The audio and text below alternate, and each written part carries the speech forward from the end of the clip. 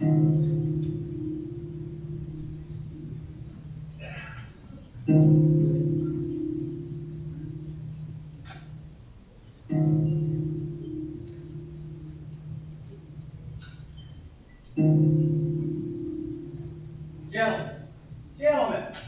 before I declare this session adjourned, as you are undoubtedly aware, the inauguration of Governor-elect Hayward is Tuesday week. All are expected in attendance. On a personal note, I would like to thank all in this room who supported my bid for the governorship. You suffered with me through the muckraking slings and slander of a certain newspaper man. A newspaper's purpose, its mission, is to elevate the people, to strive to serve the broader and greater interests of the people. Your loyalty through this campaign and throughout my time as Lieutenant Governor will not be forgotten by me nor my family.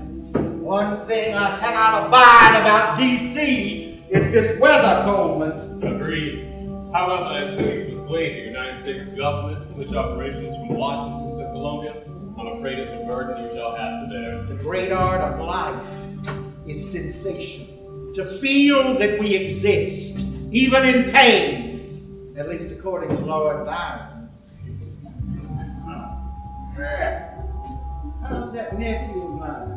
I trust his disposition has improved. Yeah, he has suffered a political setback, but I believe him to be as well as one can expect. Well, I remember how it felt when those Gonzales brothers attacked me during my campaign of '88. Care should be taken that the paper is not so lamb-like as to be in aim. Fair, hard blows will quicken public respect. Your restraint is something to behold. I'm too wise to follow rash words with rash actions, my friend.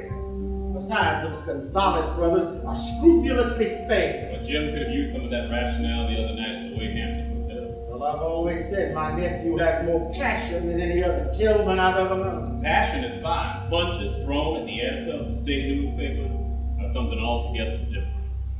For were it not for these outside influences, then the governorship would be in better... Well, that's a separate issue. I would, under reasonable limitations, let my worst enemies have access to my columns, and every county should feel that its paper is its active friend. With that, gentlemen, we are officially adjourned. Good day. Senator Talbot, good afternoon. Sure. Now, does that little announcement mean we'll have the pleasure of your company Tuesday week? It is my duty as outgoing Lieutenant Governor to attend the investiture. I gather that you would rather be behind the podium taking the oath instead of standing beside. I have made my peace. With what exactly? The fact that were it not for that wily Spaniard journalist, you would be attending my investiture. Only through these outlined principles should the personal interest of its owners advance. Why are you reciting your journalistic creed? Proceed. Just a simple reminder of our purpose, our singular purpose to protect and inform our readers. I really wish you'd refer to me in a more professional manner around the office, brother. My apologies, Mr. President. It'll never happen again, Mr. President. Better? Are you finished? I'm going to lunch. Early for you, isn't it? It's only 1:40. To the victors go the spoils. Spoils, like parading around the State House chambers this morning. Gloating. Perhaps. Boy, nice work on that Hayward prep piece. Told you if you stay true to your convictions, you can't go wrong. Excellent work. Thank you, sir. Brother, you know I am just as excited as you at the outcome of the governor's race, but after the incident the other week at the hotel... Do not say show caution, older brother. You're still trying to protect me, but we have dealt with more powerful men than a lieutenant governor who, by the way, does not have a leg on which to stand. We are invincible. Thanks again for letting me root around for these papers. Nonsense. You are always a welcome addition in this house, George. Relish the compliment, maybe. Why not stay for lunch? It is about that time. Lunch? Damn it, what time is it? Almost 1:45. I'm supposed to meet Jim for lunch. The session should be over now, so I should be on my way.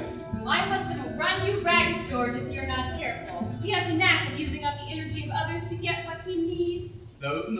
spotlight can use a boost of energy from their friends and loved ones as the road darkens, don't you think? And other companions as well. I didn't. It's all right, George. Call on us this weekend. I feel your company may do Jim some good before the investiture this week. Until our paths cross again. You may be invincible, Nano, but will you ever learn humility? Only if I ever have need. And I wish you would refer to me in a more professional manner around the office, brother. Why not join me? Nothing pleases me more than a lunch invitation from the editor-in-chief. However, I must monitor the wires as they come in. We've only 3 hours before we go to evening print. You should learn to take some time for yourself, brother. You first. I shall return. Wow, this Spaniard like that big Jim. Your ignorance is humorous. Trust me, I shall keep my composure.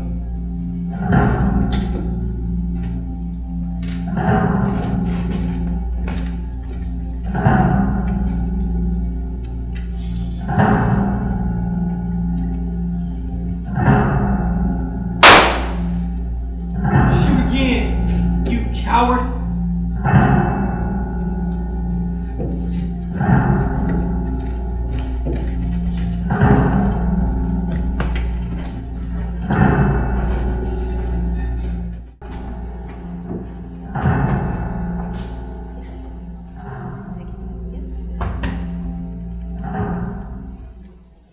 God damn it, of all the irresponsible actions Jim has facilitated over the years, I thought the worst we have to weather would be public drunkenness and disorderly conduct. Have you seen him yet? No, sir. I got word from Senator Talbot a couple hours ago. I'm going by tomorrow with some of his things. Has his uncle been notified yet? I was with him in D.C. when it happened. How'd he handle the dudes? You remember the incident on the Senate floor? The one that got pitchfork censured? That was something about grabbing the president by the throat. That's the one. That's pitchfork agitated over policy. Pitchfork agitated over family is something altogether different. What do we do? Well, I've been instructed to contact Patrick Nelson on Pitchfork's behalf. Not surprisingly, he's accepted his invitation to help. He's one of the best attorneys in the state. Well, let's hope he lives up to his billing. Attempted murder trials are hard enough, much less when defending a guilty man. One thing is for sure, our boy knows how to make a scene. Good evening, gentlemen. Good to see you, Patrick. Thanks for coming on short notice. This is George Legree, a personal aid of sorts to Lieutenant Governor. Pleasure to make company with you gentlemen. As always, so tell me, where do we stand? Still in infancy, but we have some major obstacles and not just the attempted murder. Meaning? Pitchfork has asked that we petition for. He has ordered us to secure change of venue. We can't be serious. That'll be impossible. Excellent idea. Get us away from the scene, as it were. Okay, first order of business is to get my office started on the affidavits so I can file a motion for change of venue 5 weeks in. I am closer to the situation than you, Pat. Perhaps because you're closer to the situation is exactly why I need you to operate in an advisory capacity. Pat, I can do more than facilitate the moving parts of this, and you know that. Yeah, I do indeed. But, given your relationship with the Tillmans, there's a good chance you'll be called to testify, so the more isolated we make you seem, the better off we all shall be. Agreed? Agreed. Good. Now, I suggest if we pay a visit to Solicitor Thurman's office, sooner rather than later. Think you're accused? I doubt it. But, never hurts to ask. So now the question becomes, are we defending a man for assault with intent Or murder? Time will tell.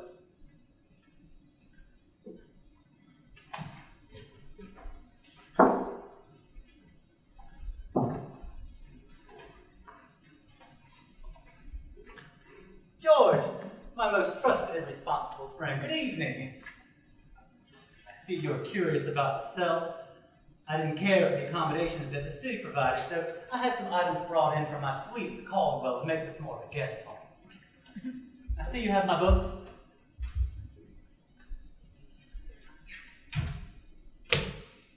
Have you read this?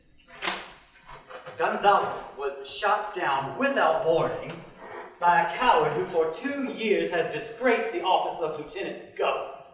Without warning. He knew what he was in for, writing those goddamn articles, disgracing me, my family. Silence usually masks the questions we are hesitant to ask. We were wondering why. It's really quite simple, you see.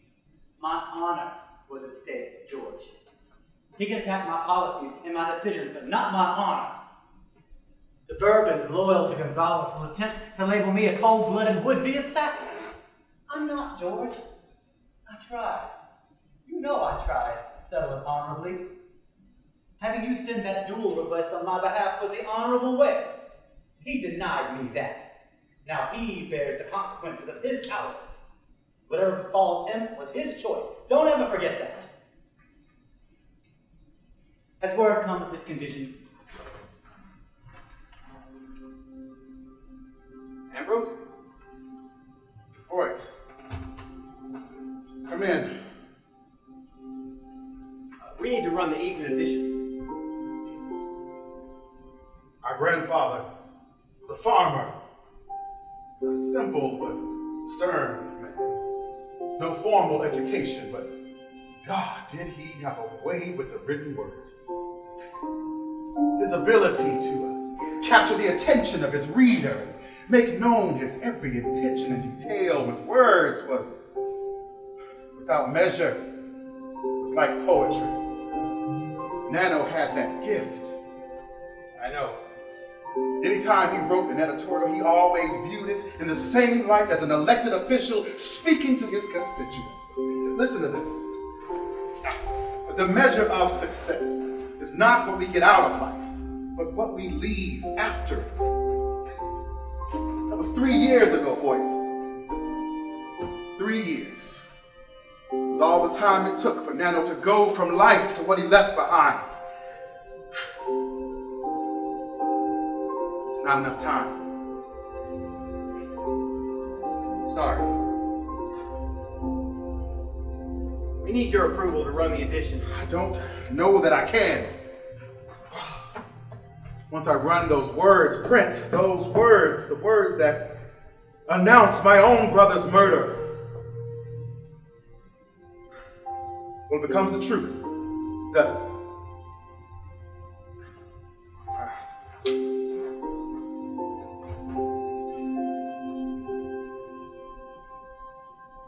Word has to be given.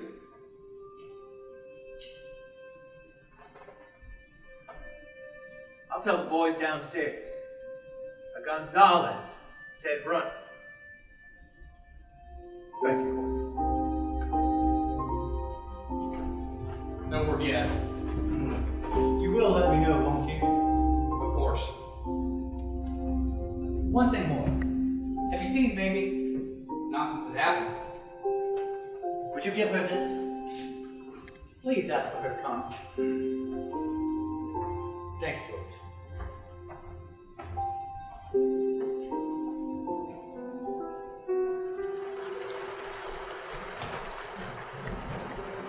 Have you seen him? Yesterday evening. My cousin was murdered. The funeral was today, yes? It was. It's a shame to have a funeral on a day like today.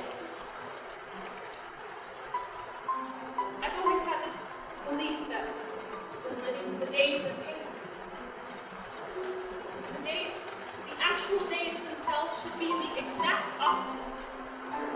One feels bad enough and sees no reason for the weather to emphasize it. Today. Why should the afternoon sky be a mix of gray darkness and rain when the day itself is replete with the coldness and the loneliness? That death brings it.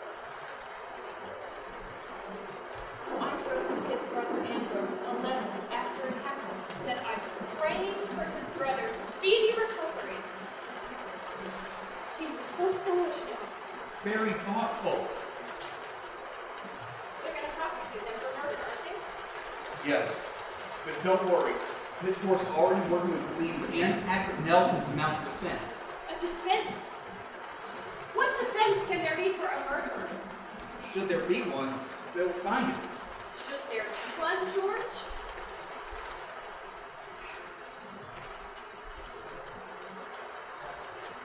Jim wanted me to ask you to come see him. There's nothing to it. I can't do it, George. I don't know who that man is in that cell, but he cannot be my husband. He can't. You asked on his behalf that I should go and see him. Well, I ask you this. What is expected of a spouse when they find a hidden layer inside of which resides an unspeakable act you never thought unthinkable of? I don't know. It's hard to find reason when there is none. Maybe he needs you. He does not need me, George. He's never needed me. He's only ever wanted me, and sometimes not even that.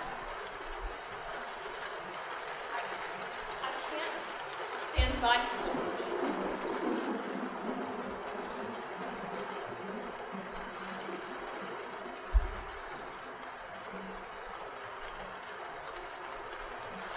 What's this? Jim wanted me to give this to you. And it is? Something for you alone.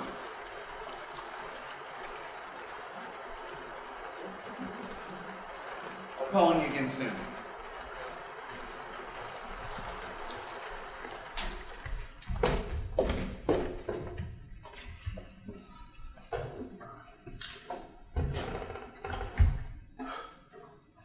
You look like hell.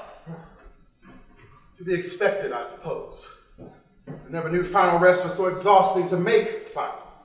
Yeah, well, you should get some rest. No time. I have to deliver these forms to the probate, and while I'm so close, I intend to pay a call on the good solicitor. Well, surely you know Solicitor Thurman will bring charges against Tillman.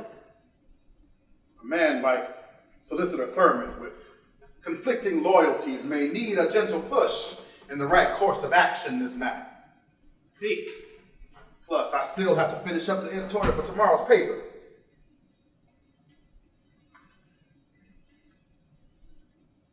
sir, Yes. I was wondering if you think that's such a good idea. What are you talking about, Hoyt? I read your editorial in this morning's edition. It's very moving. But Well, I couldn't help thinking that, well, perhaps, just perhaps, we should remove ourselves from covering this story. remove ourselves. You mean not cover the murder of my own brother? Why in hell would we do that? Because it is the murder of your brother. Objectivity between you and I and everyone we work with no longer exists. So what would you have us do? Sit by and do nothing? Of course not. But there are other ways to cover this story. Christ. I thought you better than one to cut and run. It's not just a story. It's my life, and it's his legacy. And I don't want to see his legacy, your legacy, possibly destroyed by outsiders who would see us as nothing but blinded, biased men on a mission. This isn't about taking a stand or picking some political side. It's about doing what's right for the situation. Now, we have allies around the state who could cover the murder and trial. They write their story, we run their copy. Or we reach out to the News and Courier or the Gazette and see if someone is willing to cover this story on our behalf. You know, I've never pretended to know more about this business than you or your brother. You both have forgotten more about reporting than I will ever know. But in this matter, you know I'm right.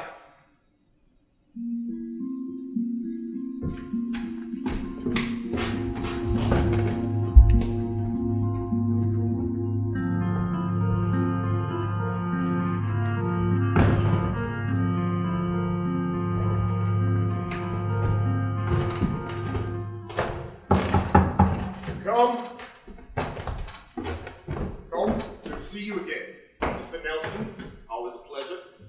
You're looking well, solicitor. As well as can be, I suppose. Please, have a seat. We'd like to get right to the point, Will. Well, I suppose you gentlemen are here on behalf of James Tillman. We are. And you'd like to know if I'm going to prosecute. Or if I'm going to recuse. I like working against smart people. Makes the job fun. So which is it going to be, solicitor? Well, gentlemen, a murder has occurred in my jurisdiction. That alone warrants a preliminary investigation, but considering the families and power involved, I see no other correct course of action than an indictment. Wouldn't you agree? Does this mean you will not recuse? I agree to take the office, not the exit. You're a hell of a man, Will. Feeling is mutual, I'm sure. What is this? Request for change of venue. Should just cause for a trial be found. Change of venue, you can't be serious. We are quite serious, Will. As you just said, with the families and the power involved and the influence both sides have in Columbia, well, we feel that neither side would be given an opportunity for an unbiased verdict.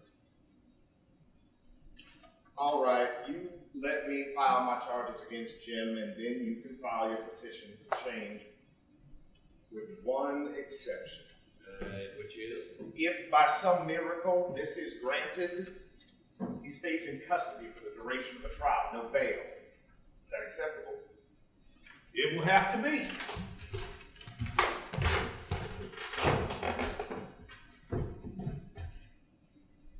Excuse me. We'll take our leave. I'll look to hear from you. Mr. Gonzales, may I offer my sincere apologies for your loss? You'll forgive me, Mr. Blease, if I don't shake hands. Very well. Good day, sir.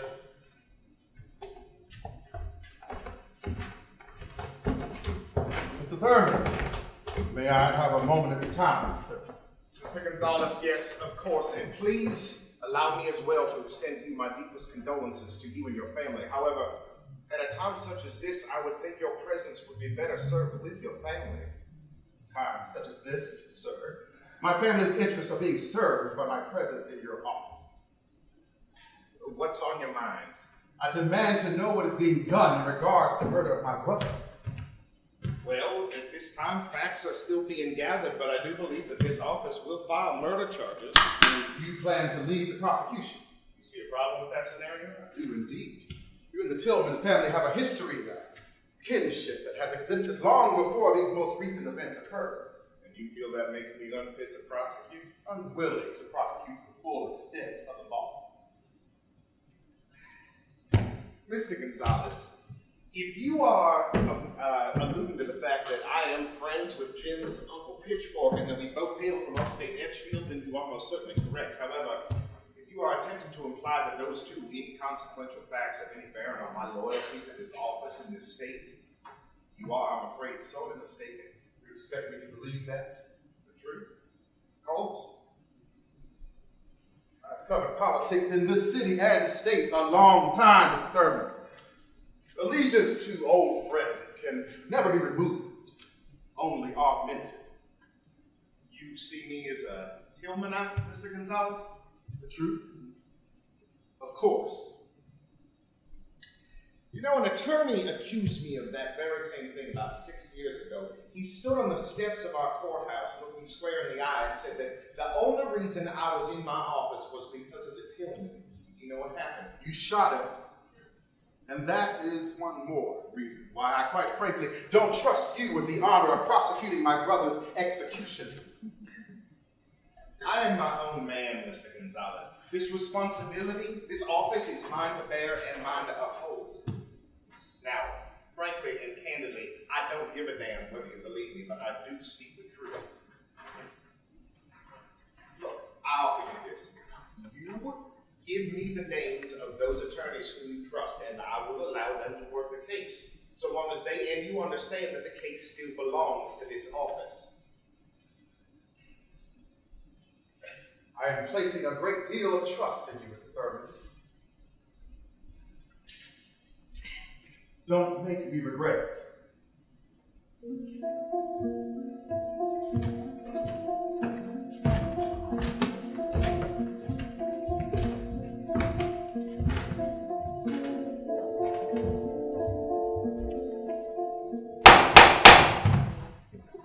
court come to order. All right, gentlemen, I have reviewed your affidavits and your able arguments on the change of venue in the matter of State versus James H. Tillman. It appears to the court that a fair and impartial trial cannot be had in Richland County. Therefore, the trial will commence on September 28th this year in Lexington County. Your Honor! Your Honor! Does counsel have a problem? Your Honor, when we requested a change of venue, we were under the impression that, if granted, the venue would actually change. Mr. Nelson, did I not just state that the trial will commence in Lexington County? Yes, sir. And is Lexington in Richland County? No, sir. Then it appears the venue has changed. But it's less than 15 miles from our current county. And your point? The distance is insufficient to assure my client with a fair and impartial jury pool. So perhaps you should have made it clear that you had a radius in mind when you requested the change, Counselor. Your Honor, if in the eyes of the court impartiality cannot be attained in Richland County, I think moving the trial to Lexington County seems like a lateral move, not forward. Quite frankly, Mr. Thurman, it matters not what you think. Change is granted, and that change is Lexington County. Gentlemen, live with it.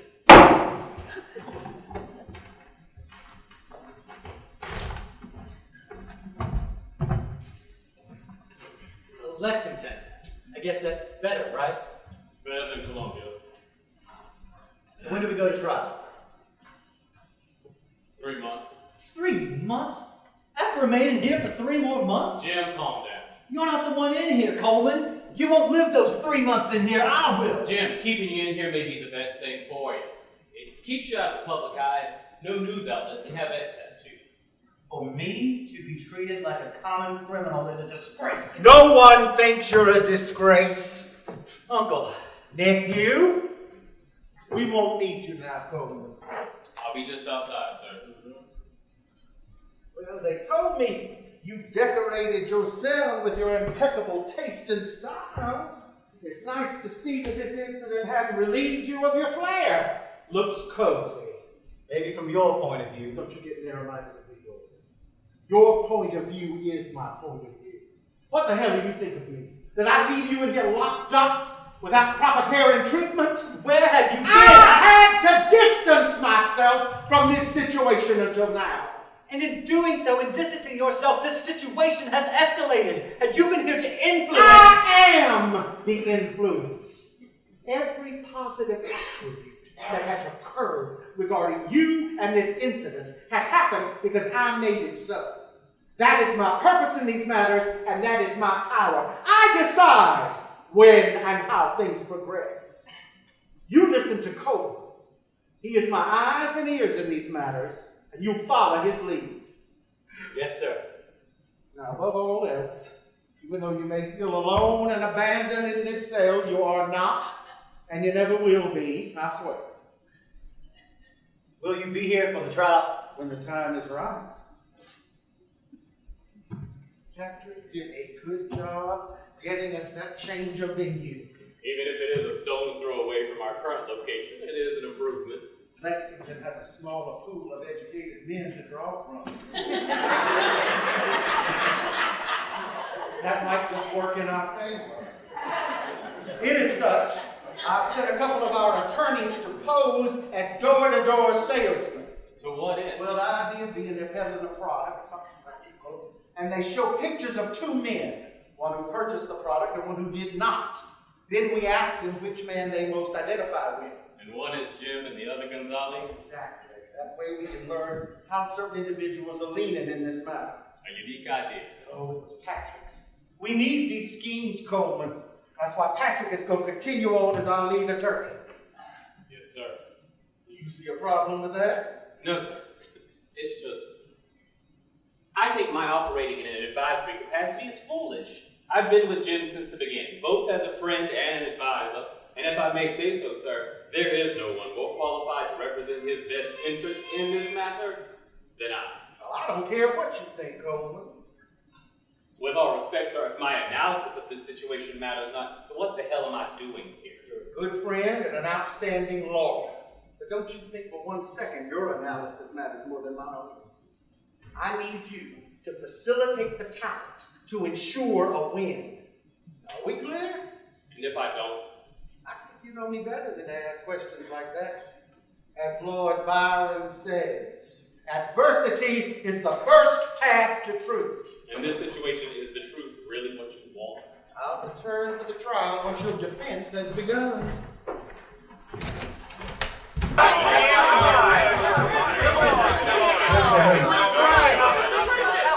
Gentlemen, please hear me out.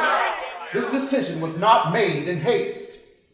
It is in our best interest that no one in-house report on the Tillman trial. We cannot cover this story because we are the story.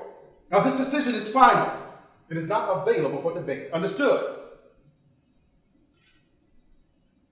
Good.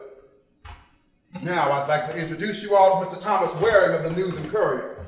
He has volunteered to cover the trial on our behalf. Thank you. And first, let me thank you all for the hospitality you've shown me thus far.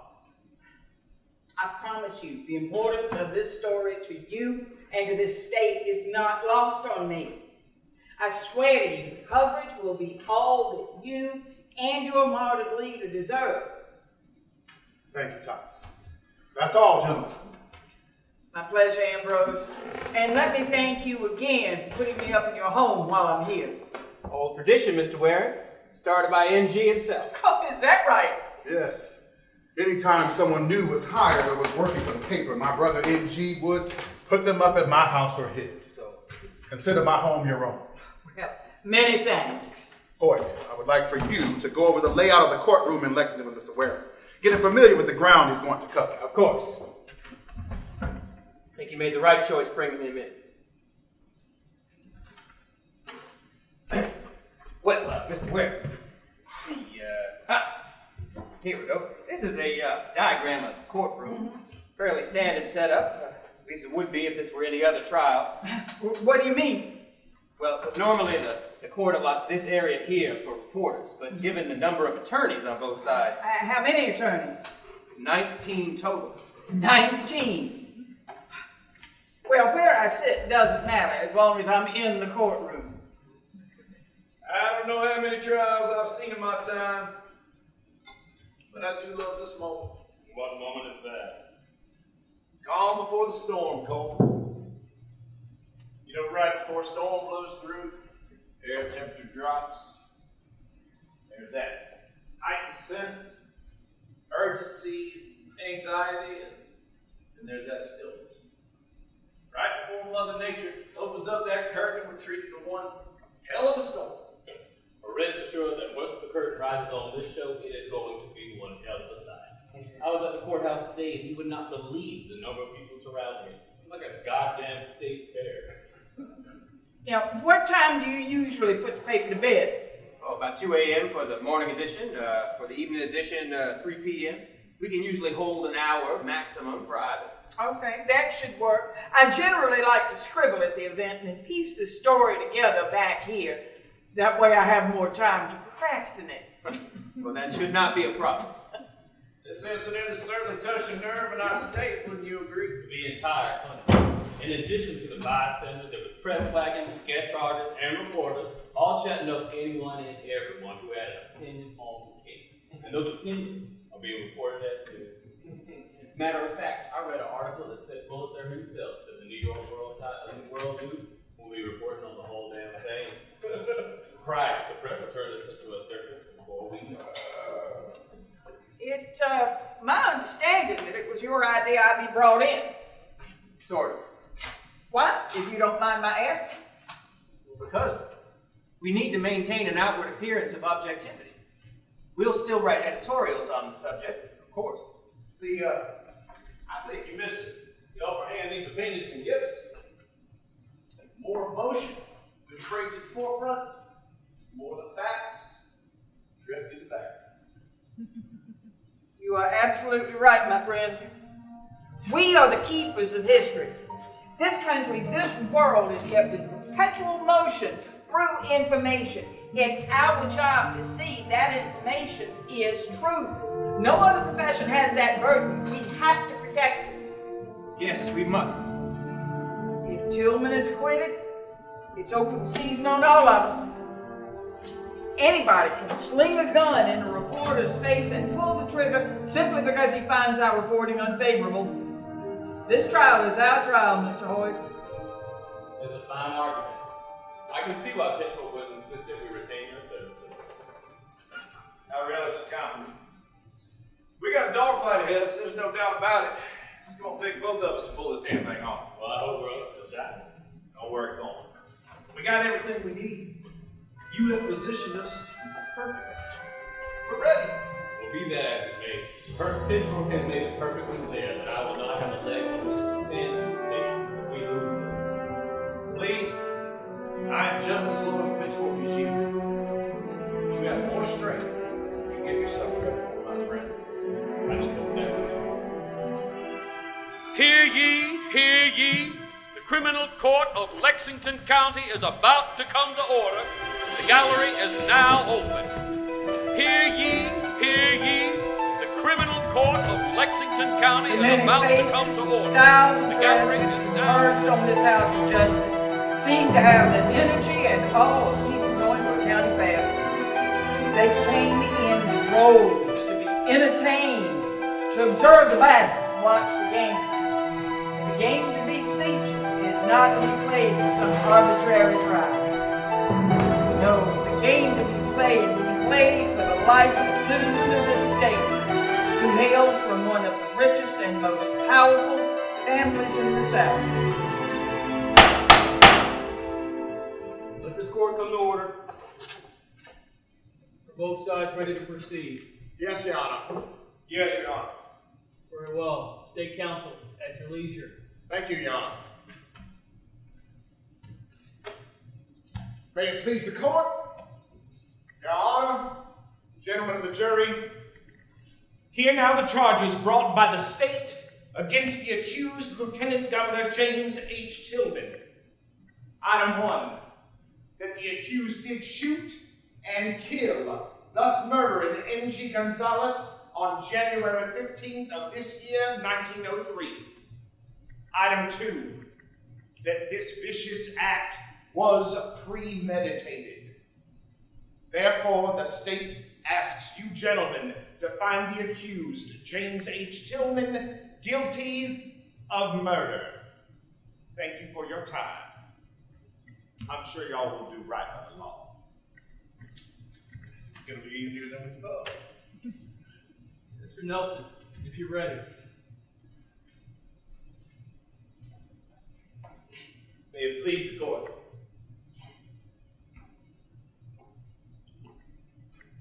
Gentlemen, what is the price of honor? What is your honor worth to you? What would you do to defend the essence of your honor?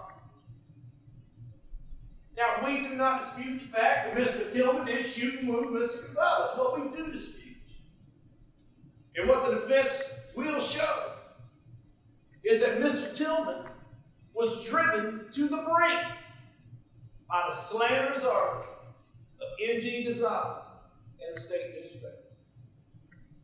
These articles were not only destroying Lieutenant Governor Tillman's honor, but also that of his family, including our United States Senator, Ben Tillman.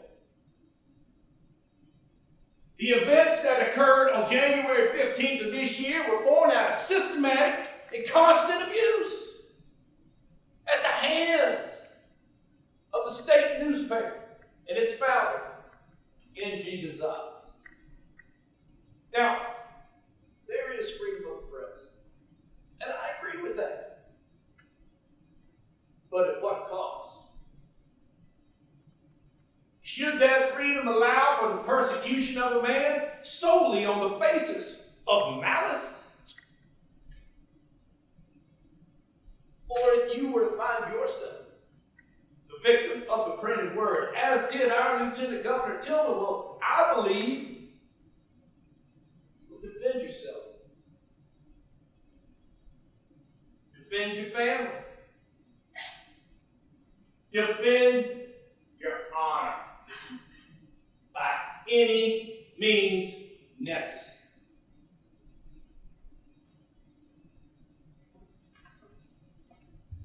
Mr. Thurman, is the state ready to call its first witness? Yes, Your Honor.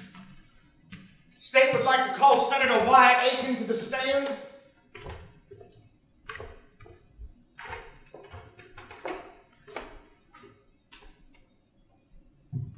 Please, state your name for the record. Wyatt Aiken, I represent the state in the United States Senate. And how long have you served in the Senate? 9 years. Are you friends with the accused? I would say we are associates. I see. Were you in Mr. Tillman's company in late January of 1902? Yes, sir. I was on a Columbia-bound train from Washington when I ran into him and Mr. Cleves. You see, it takes a certain type of man to declare on the Senate floor that the president must obey the law or be taken by the throat. God, I love my uncle. A certain type of need. I've seen that look before. What is on your mind? You would be wise to keep your emotions in line better than he. Pitchfork? Please. I'm just attending. My uncle, in truth, is a gunslinger who shoots from his gut. And A grain of gunpowder awaiting a spark. Any spark from anywhere. You worry too much. It's my job. You have potential, Jim. I hate to see it evaporate over something superficial. With re-election on the horizon, you would be wise to keep yourself respectful in the public eye. While I appreciate your concern, Tillman, I'm perfectly capable of keeping my sense of composure. I think you've taken good liberties with that. The ability to stretch the truth is indeed a talent of mine. That's why I would make an excellent governor. What are you talking about? I thought my statement was rather to the point. Jim, be realistic. You have one term as lieutenant governor under your belt. Politically speaking, that's infantile. So what of it? Jim, the governor's race as it stands now features experienced gentlemen who know how to win. I am the Tillman, and by virtue, I'm a winner, am I not? And along with your name comes scrutiny from the press and the public, more so than others. Gonzales is coming. I withstood his attacks on the office I currently occupy. You didn't think we had a chance at television. And what I? Go on. Goddamn right. I'm a winner. Jim, if you run for governor, it will be different this time. Now, Senator, in your own words, could you talk us through the events of that evening? If that wily Spaniard attempts to crucify me as he did my uncle, there are ways to handle that. I trust I'm not interrupted. Of course not, White. Good to see you. Please join us. I believe you know Lieutenant Governor Tillman. Yes, Lieutenant Governor. Jim, please, at least in these informal settings, would you care for a drink? Why, thank you. Take it you heard the news of my uncle? Yes, I was on the floor of the Senate when the threat was issued. And? You wish to hear my opinion on the matter. Do not let him bully you, my friend. Do not validate his uncle's debauchery. He labels it debauchery. I label it a defense of principle. What say you, Senator? Well, now, the sanctity of the United States government should be observed at all times. Now, I understand the justification for his action, but perhaps not the location of his action. Now that's politicking. It is my calling. Then perhaps I shall appoint you chief of staff when I'm elected governor. You're running for governor. We just begun. Yes, and I'm going to win. Jim, Cautious and careful, I know. That is your way, my friend, not mine. He worries of my inexperience. I say that inexperience makes me an asset. He worries of my uncle's actions. I say those actions grab headlines and a heart with a firm, unwavering fist. And he worries about those goddamn Spaniards. When you fight back their malicious attacks, shoot them down like the dogs they are. Bang! Now, Senator, was that your last time seeing him on the train that night? No, that was later, around 1 in the morning.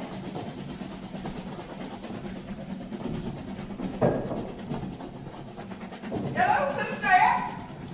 Your future governor. Here, sir, let me help. Thank you. You deserve a drink. No, thank you, sir. I said drink. It's Jim. Damn it. Yes, sir. Well, what brings you here at this hour, sir? As unable to sleep. I hate to travel without a companion. Why? Sometimes. There's only so much time I can read or work on the train. Emotion, I believe, gets my being stirred up. I understand. And you? Was you up and alone this night? The same. I thought I'd try to do some work. See if that might make me drowsy. What is this? Oh, it's just a bill I co-sponsored. The farmer's tax rate bill on the in-state purchased goods. Farmers. You know that's what started my Uncle Pitchfork? It was the grain meeting in the upstate. 1890, I think it was. Old Pitchfork got up on his stump and spoke so passionately. He united them. He made them strong. And when Pitchfork needed them, they did not disappoint. I remember reading his speech and I thought, I want to inspire people like that. I want to speak like that, feel that passionately about something. Of course not everyone agrees with that passion. That passion, that movement was the start of it all. Now in the fullness of time arose one Ben who greatly deceived the people. That's what they wrote, that was their story. Pitchfork unites the farmers and they are deception. They were scared, you see. Scared these working men would destroy their precious urban society. Yeah, just an opinion. They change all the time. That's where you are wrong, Senator. Indians come and go. The vicious and slanderous statements in print last a lifetime. Let him continue such actions. In doing so, I promise you it will lead to a most tragic outcome.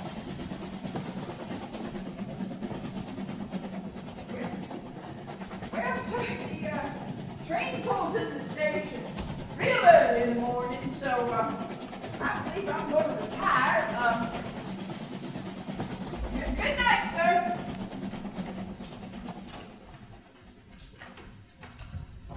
Tell you, when I left that car, I was relieved. Why relieved? Relieved nothing happened. Well, what did you think might happen, Senator Tillman? You know, I didn't know. The look in his eye, the way he spoke with such venom, I didn't feel safe. He didn't feel safe. Thank you, Senator. No further questions. State would like to call its next witness. Please state your name for the record. C.J. Terrell, I'm a reporter for News and Courier. Do you know the accused? Yes, sir. I followed both of his campaigns for governor, pardon me, sir, and lieutenant governor. I see. Could you please tell the court what you witnessed on February 28th, 1902, please? Well, I was following the lieutenant governor in Columbia when he was preparing with our county council to make preparations for the arrival of President Roosevelt.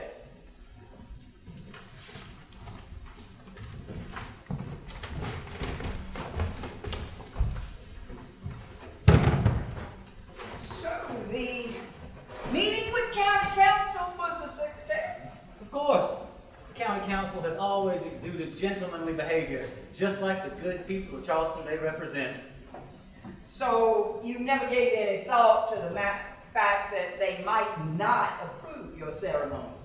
Come now, we are not only honoring a great hero of the Spanish-American War, we are honoring a native son of Charleston. What can you tell me about the sword to be presented? It is a beautiful piece of craftsmanship, nickel-plated with a gold-trimmed handle that is sturdy, strong. Quite impressive, if I do say so. Just like yourself, sir. You may be right. You know, CJ, unlike others of your ilk, you seem a great credit to your profession. Usually a comment like that is accompanied by the sound of the floor dropping out from under you. But I do relish the compliment. You might not be that far off, my friend, but not in the way you think. I wanted to inform you that I intend to run for governor. Governor, what brought this on? It's time another Tillman was running this state, don't you think? When do you plan to make a formal announcement? I'm still weighing a few options, but trust me, son, you'll be the first to know when I do. What about the indictment? Which one? There are, as you know, so many. Falsifying records while you were in charge of the Senate? A vicious and slanderous accusation that was manufactured by Gonzales in an attempt to have me censured. No evidence of tampering was ever found, and the investigation was dismissed. So there was an investigation? If you wish to call it that. That is not the central issue. Well, what is central? There is grave danger when lies are allowed in print. But there will always be those who believe them automatically true, and no amount of force can convince them otherwise. If that wily Spaniard's lie had removed me from office, the next story covered by his paper would cover the topic of the greatest tragedy to hit the state of South Carolina. What do you mean? I'm talking about putting an end to him, CJ. Let him and his paper come at me in my campaign. He will regret it, I assure you. Brother, Come in. I have just received word from one of our colleagues in D.C. that Pitchfork just assaulted another senator. Rosie, if you were fiddling with me. Never on a matter of this nature. That's fantastic. I haven't even told you the best part. Go on. It happened on the floor of Senate chambers and during session. Well, isn't that a pretty kettle of fish? Thought you'd be pleased. So, how do you wish to play it? Hoy! Yes, sir. Prepare to run an extra edition. Of course, topic. Senator Tillman just assaulted another senator on the floor of the Senate during this afternoon session. I want you to go with Ambrose and dig up any eyewitness account. Find me someone, something, anything solid we can use. South Carolina interest or lack of civility angle? You take the state angle, I'll prepare the editorial. Find me what you can, when you can. Until then, I'll fill in the gaps. Let me know when you're ready to run on your end. You got it. Come on, boys. Excuse me, sir. Hey, what is it, Hoyt? What exactly do you mean by fill in the gaps? Hoyt, don't question Hey, what... brother, it's okay.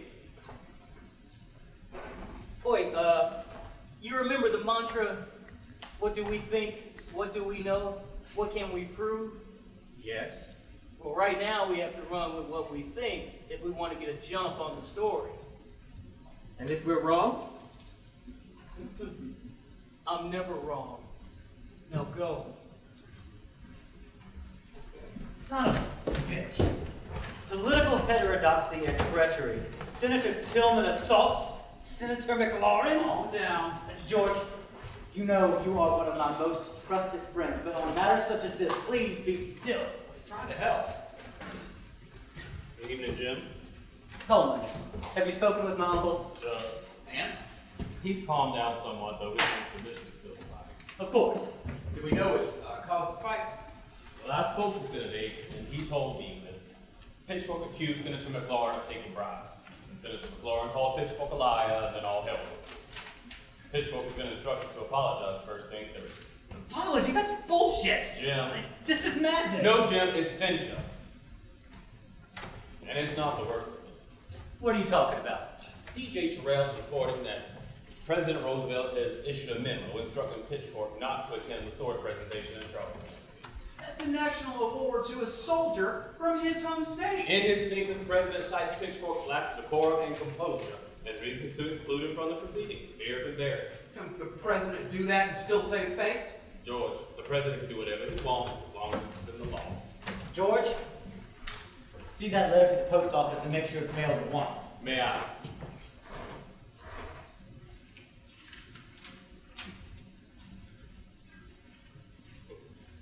You cannot send this, Jim. Why not? I'm in accordance with the law. Look at the headline. Just look at it. What do you think it's going to say about you if you send this letter? Coleman, this is not a matter of politics. It is a matter of family and honor. In your family, those are one and the same. Think about what you're doing.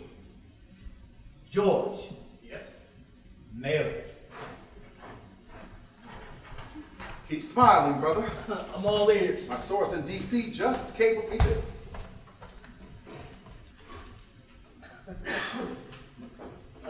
Keep smiling indeed.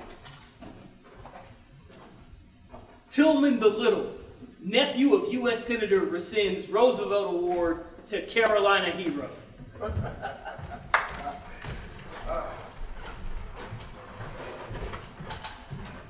okay? No. Jim, talk to me, please. There is something within me that's missing. Some little piece. Is it? What do you mean missing? That thing that some people have that connects them instantly to everyone with ease. Pitchfork has that. His actions are revered, and when he takes a stand, even an aggressive one, people connect with him. Whereas I continually fail at doing what must be done in a way that everyone understands the why. I'm not him. You can't please everyone, Jim. It's impossible. And why would you even try to be your uncle? Watch your tongue. Pitchfork is a great man. Why wouldn't I want to be him? You need to be him to succeed. To be important, Jim. Just be the man that you are. And the man that you will become shall be all the laurels you need. That's all I need of you. Well, the way I feel right now about those wily Spaniards, the right course of action as I see it might land me in the Richland Penitentiary.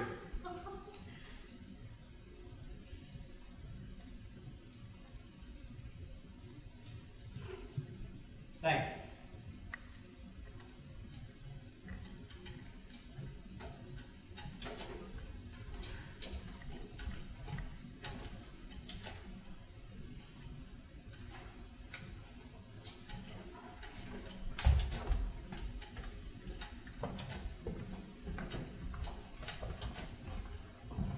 When did you become aware that the sword ceremony was to go on as planned?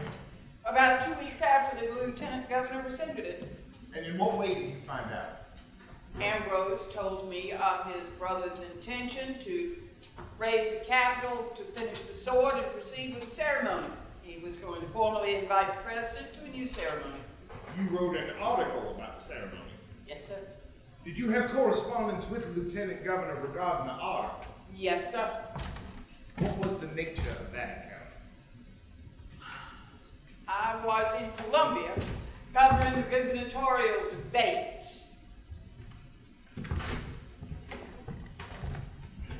Mr. Terrell, Mr. Gonzales! what brings you to Columbia? Oh, just covering the gubernatorial speeches, sir. I want to tell you personally, your article regarding the sword ceremony a few months ago, extremely well done, if I do say so. Well, thank you, sir. What you and your brother did, raising the capital, getting the president to agree to return the ceremony at the Battery, that was equally impressive. I thank you. Oh, it would have been nice to know my article was also running in your paper. Well, as you know, CJ, in this business, we're not always afforded the luxury of time. I don't suppose there's a chance I could persuade a talent such as yourself to abandon that rag of paper in Charleston and come work for me. That rag of a paper, as you call it, has been very good to me and very fair to the people we cover. Fair?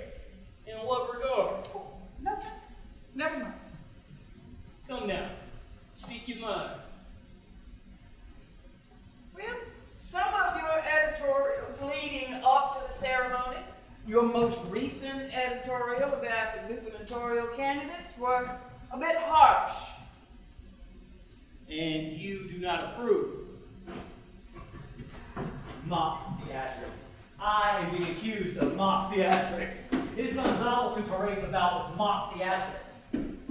Jim, you need not let it bother you. It will pass. How can I? When I'm insulted and berated at every turn. He claims to have single-handedly pulled off the sword ceremony and writes himself a hero in his own paper. How does one not see that as mock theatrics? Technically, it was C.J. Terrell who wrote that article. Jim, if you must take action, do so with your words to the public.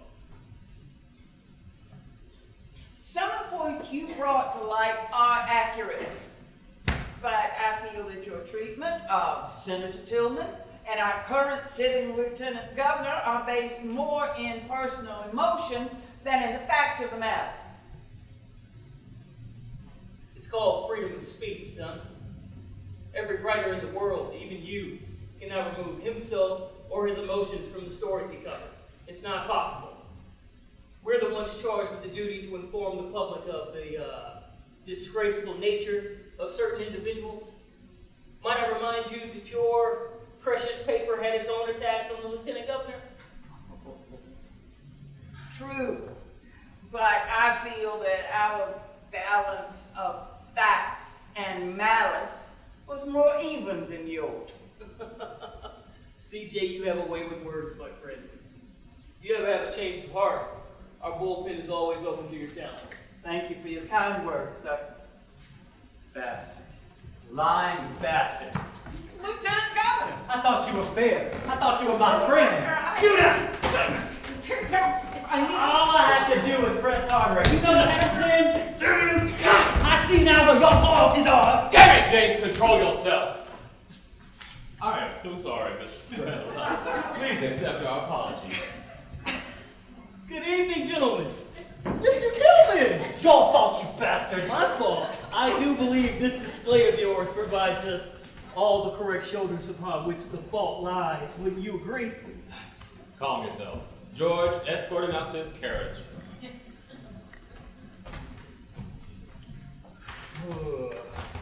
Attacking an innocent man in public?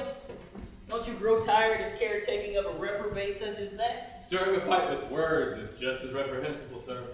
Perhaps, but I'm the one walking away on his own power. Clothed in your righteousness of free speech, is that it? You know what'll happen if he continues his pursuit of the governorship, right? Is that a threat?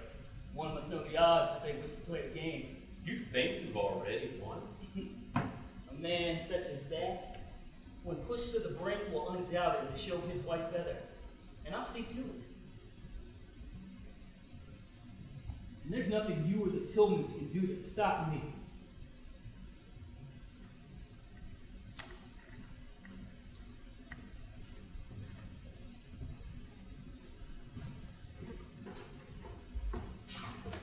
Hey, CJ, you still feel my opinion improper?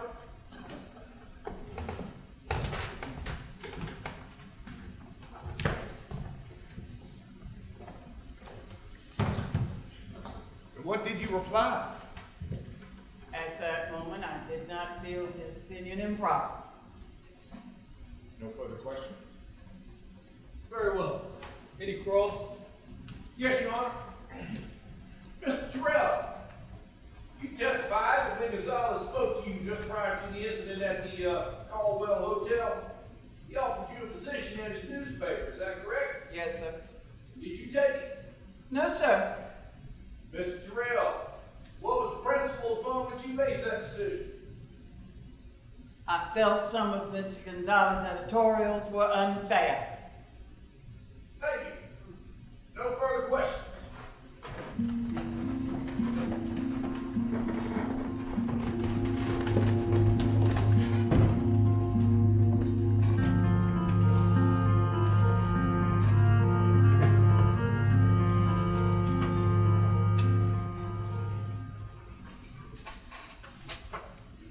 Still at it. Yes, just a few finishing touches before we put it to bed.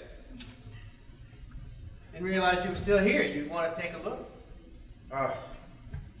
Sure. You George, with all this publicity, I was thinking we should begin working on strategies for after the event. After the event? The trial, of course. It's never too early to think about the future. Now, I don't think I should run for state office again. Somehow it feels beneath me at this moment. Perhaps U.S. Congress. Congressman Jim Tillman. Has a nice ring to it, don't you think? Looks good. Wow. What? I don't think NG ever gave me an approval that quickly. Normally he'd have something to change, something to say about the wording. Oh, well, yes, I think perhaps we could move this headline here and maybe lead with that title. Well, I wasn't saying we had to make a change, Ambrose. I was just making a comment. If it's good with you, it's good to go. But it's not good. Nothing about this is good. Nothing about this whole damn situation is good. Perhaps we should wait until the trial goes to the jury, and then we can be certain precisely which strategy is needed. There is no need, my friend. I apprehend no serious consequences shall come of this event. You can't seriously believe that, can you? I don't know what to do, Hoyt. I am not my brother. No one is asking you to be. Look, I can't pretend to know what you're going through. But I do know that everybody here respects you. No matter what path you take, we will follow your lead because you have our faith and our trust. Thank you, Hoyt. Let me help you clean this up.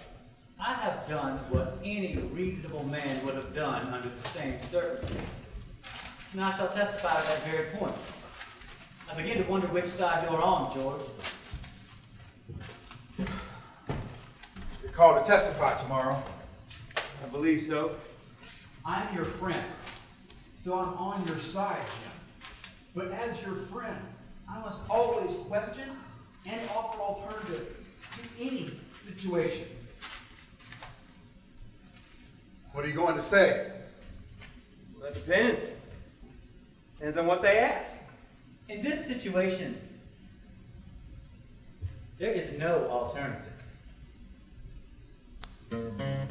You don't know. You don't know. You don't know. You don't know.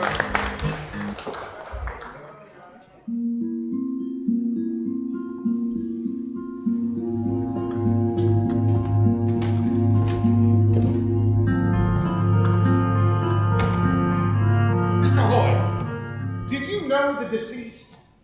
Yes, I work with Mr. Gonzales and his brother Ambrose at the state newspaper. You work closely with them. Of course. Mr. Hoyt, I would like to focus on the events that occurred on Tuesday, January 13th of this year. Do you recall the incident to which I'm referring? I do, yes. I was to meet Mr. Gonzales at the Wade Hampton Hotel. Governor-elect Hayward was having a gathering to celebrate his election. Do you see him? I want to get this over quickly. A little bit slow. Yes, right there. George, you and Mandy stay here. This shouldn't take long.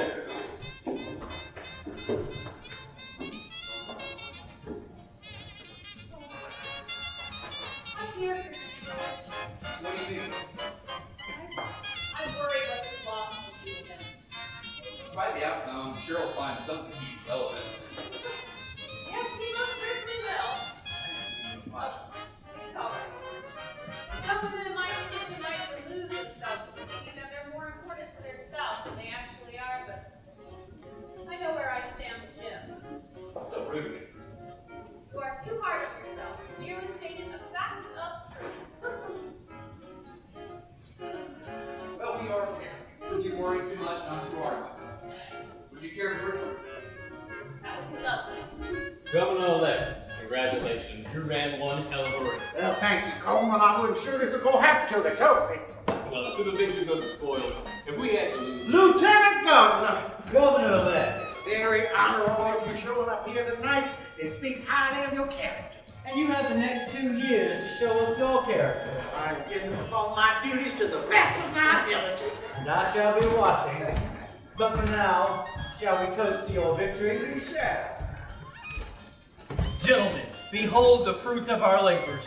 Oh, how nice of you to take sole credit for an event that had nothing directly to do with you. Amusing, brother, but we had a hand in creating this great thing for our state, gentlemen. Tonight's event is proof of that. And I think champagne is in order, huh? I'll take care of it. Oh, What is it, brother? he's here. Who? Tillman the Little. You're joking. Look, sharing a drink with the winner. Come, opportunities to gloat publicly are rarely this available. Oh, excuse me. Oh, yes. I was just about to. You were saying? Nothing of consequence, please. Well, there are 3 of us and 3 glasses. Shall we have a toast?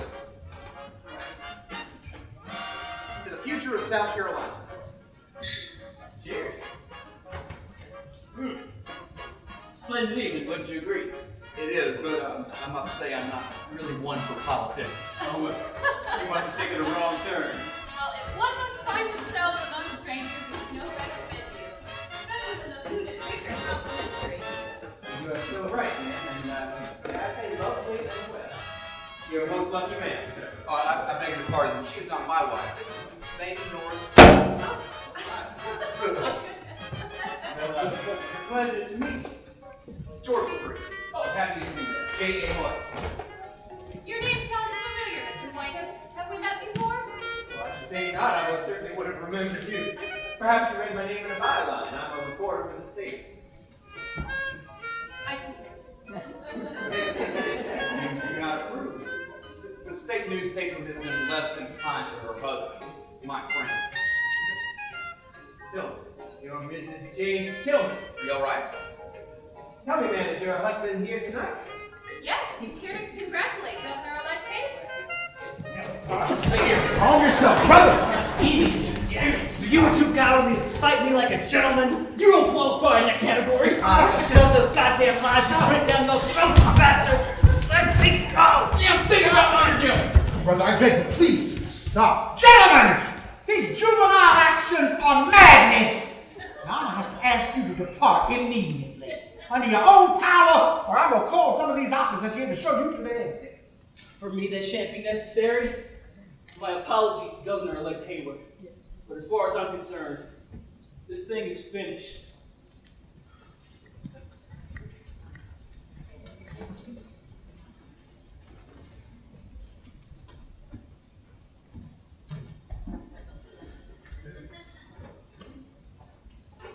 Suppose this will have to end up on the front page of the paper tomorrow. I suppose it must. May I ask you something? Do you believe every word that your newspaper prints to be the truth? Off the record? Or don't usually ask that question? Well, that question is always fitting when being asked to tell the truth. Was that an admission? I admit the validity of the truth depends upon which side of the issue you fall. What validity? The truth either is or isn't. How can you be so blind? Truth is never pure, neither in politics nor reporting. That is your aspiration. No. But I'm loyal to my side, my friends, just as you are loyal to yours. Tell me, in truth, do you believe everything printed of your friend Mr. Tillman to be false? No, I do not. You see, we're in the same fight on different sidelines. When these matters happen, I decide to be truly right. It's a pleasure to meet you. Likewise. Good evening. Mr. Hoy, did you see Mr. Gonzales after the incident at the Wayhampton Hotel on the night of January 13th? I did, yes. Where was this? Well, I saw NG and Ambrose walking down Main Street toward the newspaper building.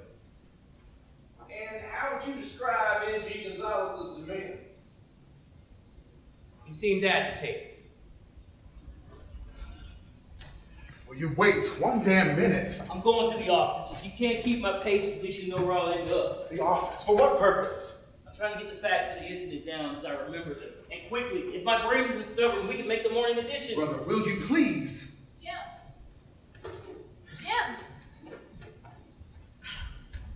Jim, are we even going to talk about it? Go ahead, Mamie. I'm sure I know the nature of your comments, but say your piece. I want to understand. Help me to understand. You can't. But then at least tell me why. Why you allow these men to goad you into these public outbursts. You know, a better man would... Would what? Tell me what a better man would do. Do you have any regard for yourself anymore? Your wife? Me? What are you talking about? Come on. Stubborn bastard! Were we at the same venue just now? All I needed was to see your face and he snapped. What happens the next time? Do you really think a man like Tillman can control any reaction to his emotions? He would not be so foolish. You said it yourself. You won this round. Why do you insist on pushing harder, pushing further? To what end now? Do you think I enjoy this? I read those goddamn articles and editorials, and I see what my life looks like to those who know me not. How can you fight yourself? Tell me. By changing the perception of who you are. Change who I am? That is what you wish? Who I am no longer has value to you. That is not it. You can become the man you want to be if you would only... What? Do you remember why we started this paper project? To elevate the people so they're not just mere subjects to their kings, rather on equal footing. To give them a voice even when they seem content to sit and do nothing. The only way to make people listen is to give rise to the oppressions they know not exist, and to let them know who is responsible for it. It's never only about you. You have so many around you that care about you and believe in you. And all that you go through, we go through it with you. Once you can comprehend that, then maybe you will realize that we can help you become the man you want to be. I do not relish these words, brother, but as an editor, it is my duty. I have no choice in the matter. But you have to choose that, Jim. Want it. People resist change because the journey is difficult. But the decision to change is easy. Only you can understand that. I think so, but may I offer a counter to your statement? Continuing to go after Tillman now looks like wrath now, not duty. Is that how you wish to be perceived? A zealot whose only preservation is that of self. When confident in my own rectitude of intention, I have never cared and never will care when people choose to think of me or my acts, brother. I just want to put an end to it all.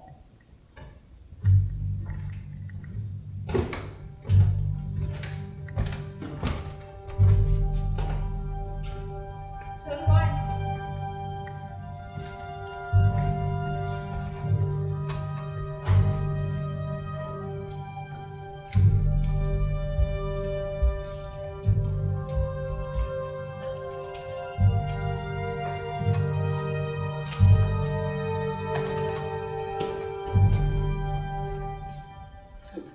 I tell you, Mr. Waring, Hayward will make our state proud again. National. Has our image fallen so sharply in your estimation? Look at the facts. 20 years removed from gubernatorial corruption. A few short months removed from Senator Tillman's embarrassment on the floor of the Senate. And just a few short nights removed from Tillman the Little incident at the Wade Hampton Hotel. Well, there are those who would insinuate that it was you who provoked the incident at the Wade Hampton in the first place. If provoking includes my presence in the building, then yes, I agree with that insinuation. But our state is fragile at this moment in history, and we need a strong, honorable foundation on which to build. And the governor's ear to bend whenever you need it. I'm not interested in ears, my friend. Only scalps. That's harsh even for you. Perhaps, but trophies are won by those whose prowess is greater than that of his opponent. As such, Tillman the Little's white feather is on display yet again. Be careful, Mr. Gonzales. Tillman has a way of reckoning about him. Excuse me, Mr. Gonzales. At last! If you'll excuse us, the work of the righteous awaits. Now, Hoyt, I want you to shadow Governor-elect Hayward during the inauguration all Tuesday week. I want all the going-ons behind the scene, all the nerves, all the excitement. Hoyt, are you all right? Fine, sir. Come now. Being able to read people's faces as well as their minds is a gift that I possess. It's probably what makes me such a damn good newspaperman. Truly, what's on your mind? Truth seems a loaded word lately. And in the forefront of minds as well. Shouldn't it always be? One day you'll realize that the difference between truth and lies is happiness. Happiness? Of course. You either live with the truth of the situation or the lie that makes it bearable. Does that bother you? I felt you were harsh regarding your scout comments at Mr. Tillman. I see. And my treatment of him during the election, you feel that to be too harsh as well? Well, you painted him a drunkard and habitual spouse abuser. And I provided documented sources that corroborated every claim I made to those issues. Yes, but you never once published any of the good he's done for this state. Because he's done no good for the state. Oh, is that a lie you tell yourself to make it bearable?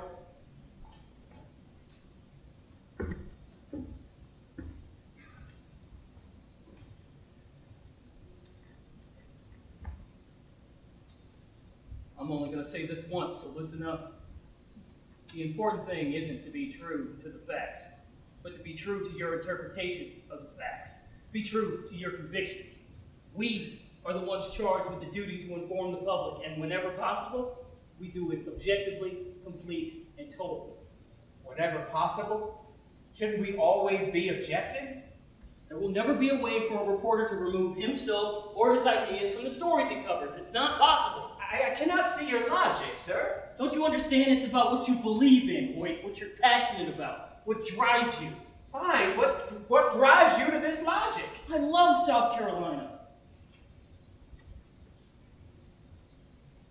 This state has given my family a life, and I am driven to protect her from scum like the Tillmans because I owe it to her to keep her in the right. It's my duty, but also my honor to do so.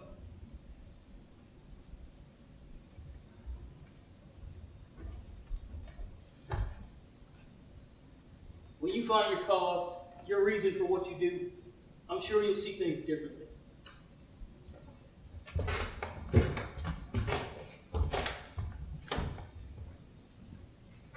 Mr. Hoyt, was that the last time that you saw him? That day, January 15th of this year? No. I saw him just after 1:50 that same day. Emperor Tillman! Were you there when it happened? I was! Did you see him get shot? I'm afraid not! But, Senator, you saw the gun. Yes, sir, I was behind him, and I saw the gun in his hand, and it just went off.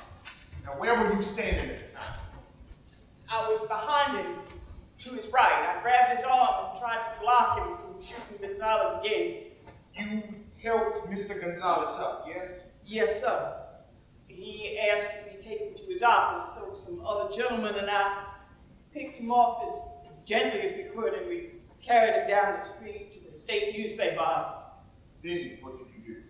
We put him down as carefully as possible. He was in such pain. Now, after the doctor arrived and administered what treatment he could, what did you do next? We picked him up and carried him downstairs, got him into a carriage. Mr. Hoyt and the doctor rode with him. How did he look to you, Senator? Like he was dying. Thank you, Senator. No further questions. Your Honor, at this time we would like to have read into the record the dying declaration of N.G. Gonzales. Objection, Your Honor. Now, I read a note that these are, in fact, the words spoken by Gonzales and not just a fabrication used to sway the emotions of the jury. Your Honor, what is to be read into the record was taken down by Mr. J.A. Hoyt the day N.G. Gonzales was shot. In attendance were 2 hospital workers and a deputy sheriff. We also have the notarized original notes taken down by Mr. J.A. Hoyt that we also ask to be entered into the record at this time. No matter the validity, Your Honor, it's still hearsay. Through the testimony of the attending physician, Dr. Gary, N.G. Gonzales believed he was dying. Therefore, the declaration should be admitted. It appears to the court, with death imminent, the motive to lie seems non-existent. Therefore, in this case, hearsay is acceptable, and I'll allow it. Mr. Thurman, you may proceed. Thank you, Your Honor. I was turning the corner at Main and Gervais when I saw him. He was walking just ahead of another man, a senator, I think. To avoid them, I took a diagonal cut across the pavement toward the transfer station. As I turned, my eyes spotted the gun in his hand. Then I felt a burning pain that leapt throughout my body. The shock threw me against a pillar. Men were kneeling before me now. I defied him. I shouted, "Shoot again, you coward!" Tillman said something in response, but I cannot recall exactly what he said. I thought of Lucy, my sweet Lucy. Would I ever see my wife's face again? Then I was, yes, being lifted up off the street. I said to one of the gentlemen, I believe the man had gotten me. These are the dying words of N.G. Gonzales, the true account of his murder. Your Honor, at this time, prosecution rests. Mr. Nelson, is the defense ready to proceed? We are, Your Honor. Very well. Call your first witness. Your Honor, before we call our first witness, we'd like to have these read into evidence. And what are those, Counselor? Editorials written by N.G. Gonzales pertaining to Mr. Tillman's bid for the governorship of this state. Your Honor, we object. Grounds. Relevance. This trial is about the murder of a man, not his works. Mr. Nelson. Your Honor, prosecution just concluded their case by reading the words of a dead man. And now they wish to object to us doing the same? Your Honor, what was read into the record from the prosecution was an account of murder by its victim. And these malicious printed words will show why he became a victim. I cannot think of anything more relevant to this case, Your Honor. I'll allow it. May it please the court.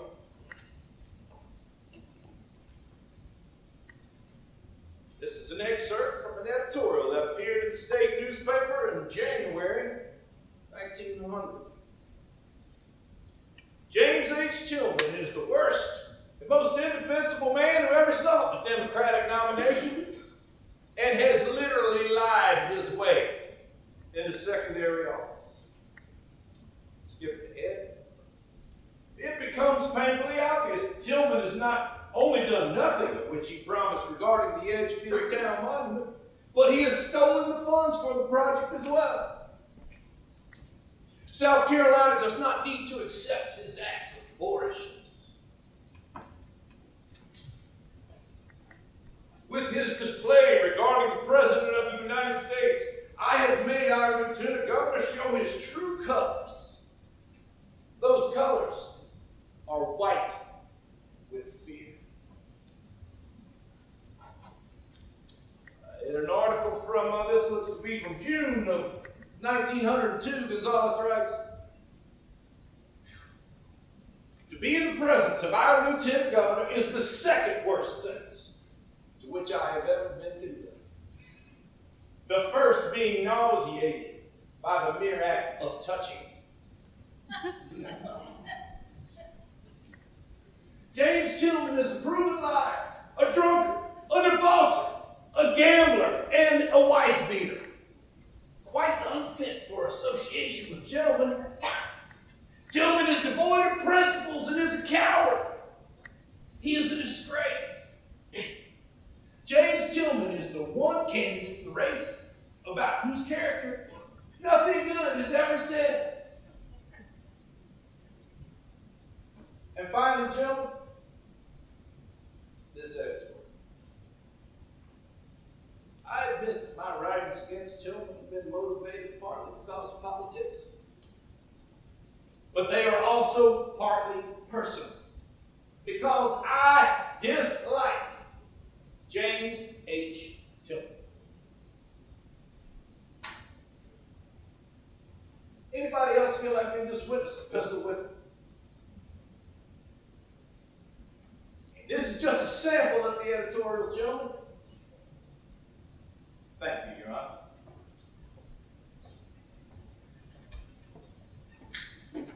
That was damn fine work getting those editorials in today. Thank you, sir. I do have one question. Why did you object to reading of Gonzales' declaration? We knew what it said. Because I knew. We objected to it. They fight like hell to get it admitted. Then they choke over their own damn arguments once we presented the editorials. Pitchfork was right. Masterful. One face is down. Now we must turn our attention to the defense. Tomorrow we shall call you, please. I want you to start the call with. I want you to tell how. Jim seemed loose and in command of himself. Now, it has been argued that at the Wade Hampton Hotel, Mr. Tillman was so enraged by some of the editorials that he would shoot Mr. Gonzales if given the chance. Is that correct? Any threat that Mr. Tillman made against Mr. Gonzales was strictly reactionary. So Mr. Tillman stated that he would react only if provoked. Correct. Now that we've established the ferociousness of those editorials, we need a character witness to build. What do you think about me? Well, what you thought? I don't care if she think to do more harm than good. What about recalling Senator Tillman? Why? You have testified that you were walking with Mr. Tillman and Senator Brown joined y'all just prior to the shooting. That is correct. Where were you standing? Jim was ahead of us. I was slightly behind him to his right, and Senator Brown joined us on his left. Interesting. Would it surprise you to know that Senator Brown testified that he was on Tillman's right? I don't see the relevance. Well, if you were indeed on Tillman's left, as Senator Brown indicated, your view of the incident would have been blocked by Mr. Tillman. I know where I was standing. So then, are you saying to this jury that Senator Brown lied? No, I'm saying perhaps he was confused as to what exactly he saw. Well, is it possible, Senator Talbot, that possibly you are confused as well as to what you think you saw? Absolutely not. You speak in absolutes. Yet you, an eyewitness, and Senator Brown, another key eyewitness, can't even agree on something as simple as who was standing where. Where I was standing doesn't matter. I saw Jim shoot Mr. Gonzales. Your placement does matter, Senator. As we've established that you standing to Tillman's left, your view of Gonzales would have been obstructed. So isn't it possible, Senator Talbot, that Gonzales made a move or did something to provoke Mr. Tillman into firing first? I saw Mr. Gonzales do nothing of the kind. Because you couldn't see Mr. Gonzales. Yes? Yes.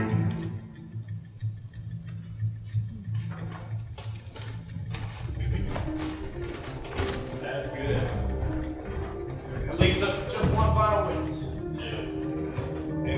Mayor. I think he'll be fine. He lives in the spotlight. They're gonna make it one hell of a damn show. One with a wild finish. Pitchfork, what are you doing here? I told you I'd return when the time is right. Good to see you, sir. Wonderful work, Patrick. Thank you so much. Could you give me a coal in the room, please? Trouble you for a drink? No trouble at all. You've done exceptional work too, Coleman. I don't want you to think that's gone unnoticed. Thank you, sir. Jim will be on the stand tomorrow. Yes, I know. I plan to be at the council table. What?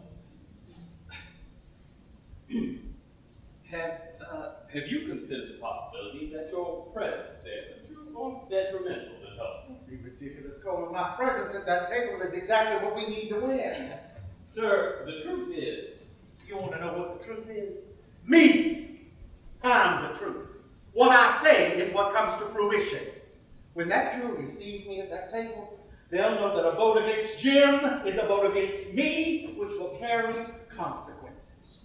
As Lord Byron says, they know not I knew thee too well. Long, long shall I rue thee. This is not one of your lectures or campaign speeches for re-election. This is real life, Ben. A man has already died. And now you wish to play with the life of another, one who happens to be your nephew, for a parade of mock theatrics. There's nothing mock about it. And as for my influence, it has never, ever been anything but what I say it is. You of all people should know that. Take a look around you. This country is invested in the outcome of this trial. And for you to stand in front of me and tell me that all this stage has been set by nothing but coincidence, I never thought you that foolish till now. Yes, a murder trial has caught the attention of the state, but it is my name and my family that captivate the world. Oh, hell yes, I will be at that table tomorrow, Coleman. And the world will see that the hand that wields the power, political or otherwise, belongs to me. You cannot grab everyone by the throat who challenges you. When these events fade from the public forum, your facts will not matter, nor will your theatrics. Only the truth of what occurred here will matter. The truth will be whatever I say it is.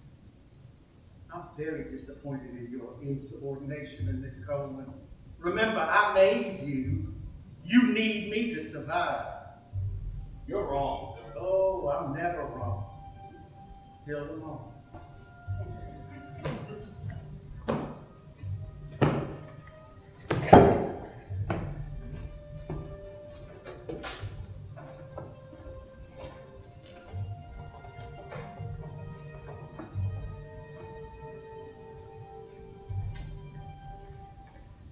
Good evening, George. Good evening. Please forgive the hour. Not at all. Sure, I know the purpose of your visit, so you can save your plea. Then you know he's going to testify tomorrow. I do. A request was sent by post this afternoon from him asking me to attend. I can only assume that hearing no reply, he sent you here to plead with me, change my mind on the matter. I am here on my own accord. May we please listen to me? What, George? What? This whole damn thing started with words. Printed words. Words meant only to harm, slander, and ridicule for the public to digest. Nobody cares what it's like to deal with those words in private. One person's turmoil isn't enough to warrant a front page story because it offers no accusation, no guilt, only the guilty conscience of one unwitting participant. So, I ask you, George, what words can you say to me that will magically erase the guilt that I have endured these last 8 months? I can say none. But staying here, alone, is not doing any good either. You're very strong, Mamie. You need closure on this. Am I? I don't understand you, George. I am bound to deal with this situation, but why do you? Because I'm your friend. You need to make this right for yourself. don't know. Only you can answer that.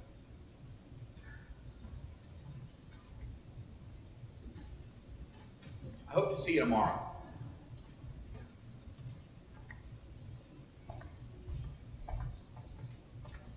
Dearest Mamie, on this evening, you told me that change is easy, but the journey is difficult. That I have the power to change who I am. I so want the many to understand the motivation that drives me. I want you to understand me. Alas, it is my thought that such understanding shall never come to pass, and thus no one will ever truly understand me. The given reason I can never change who I am to be, I give a name. A name that gives me the power to conquer the world, and yet shackles me to a predestined existence. I only hope that you can and will love the man I am, and always will be. Just tell me one thing. Yes. Why? Because something had to change. Pity it wasn't you.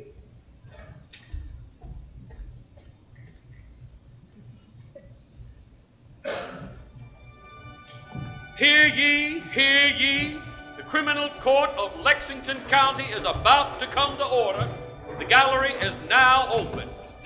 Hear ye, hear ye. The criminal court of Lexington County is about to come to order. The gallery is now open. Hear ye. What is he doing here? Swaying jury.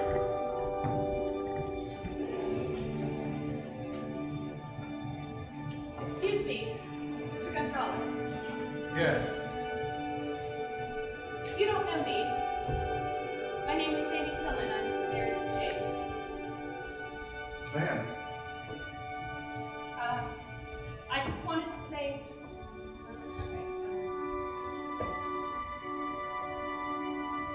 I needed to tell you how sorry I am for the actions of my husband.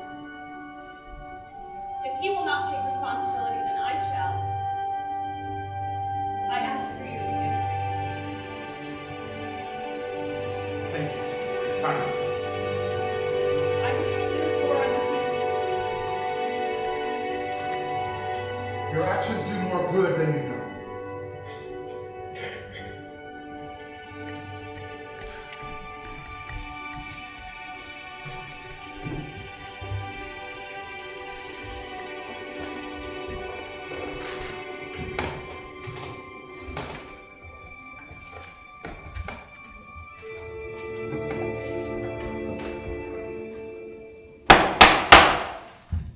Let this court come to order. Mr. Nelson, are you ready to call your next witness? Your Honor, this time, the defense would like to call James Tillman to the stand. In this hushed courtroom in the early hours of this October 7, 1903, the accused, the former lieutenant governor of the state, glided to the witness box with an air of refinement and perfect self-composure. Whatever may be his innocence or guilt, whatever appraisement he may put upon himself and his deed, he must not lose his exterior show calm.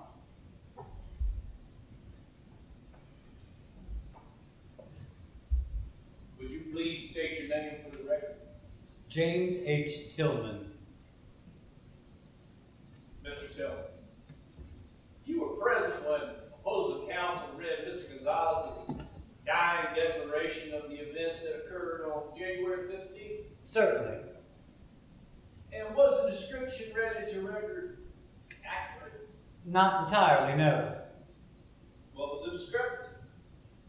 As Gonzales approached us, he was headed south and I north. His angle changed as we neared one another. It was then that I noticed that he began to wiggle his thumbs.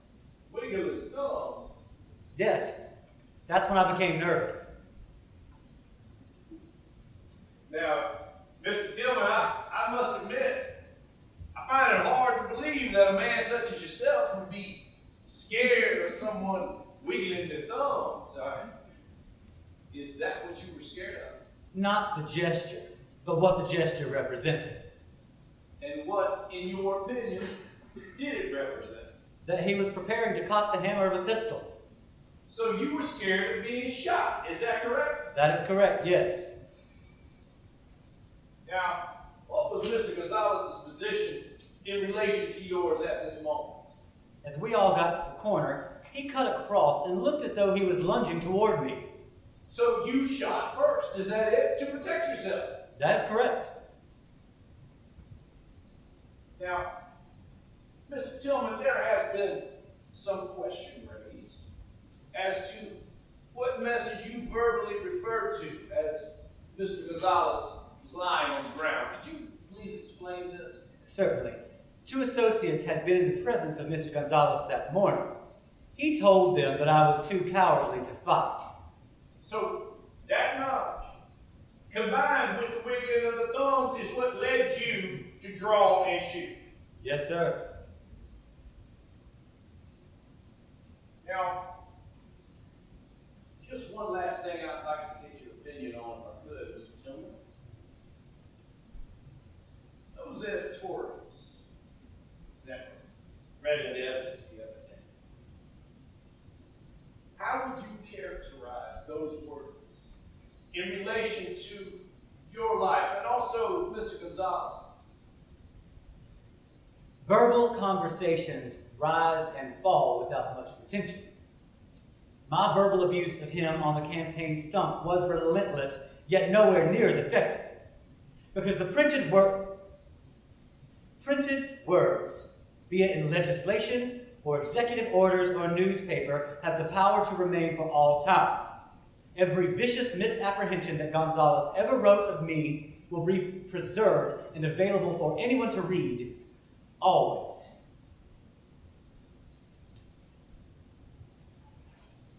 Thank you, Mr. Tillman. No further questions at this time. Mr. Tillman, you've testified that Mr. Gonzales was ruthless and relentless in his treatment of you and your campaign, and that this is what led you to kill him, yes? Objection to the use of the word kill, Your Honor. I'll rephrase. This is what led you to shoot him, yes? I would agree with that. Would you also agree then that you did the same to Mr. Gonzales? I did my best to abuse him whenever the chance arose. You have actually testified that at every stump in South Carolina you would abuse him. Is that right? Yes.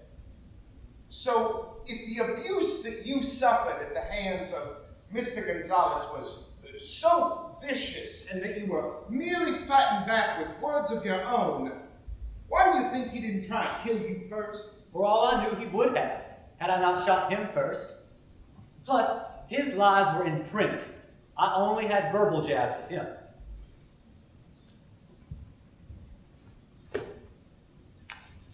Could you, identify this for me, please?